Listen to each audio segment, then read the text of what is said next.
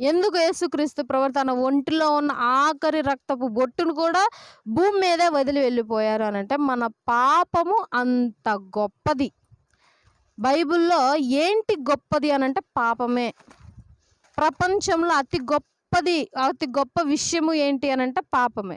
అంత గొప్ప విషయమైనటువంటి పాపమును విరగ్గొట్టాలి, నశింపజేయాలి అనంటే అంత రక్తము అవసరము. కాబట్టి ఆ రక్తం మొత్తాన్ని ప్రోక్షించి వెళ్ళటం జరిగింది.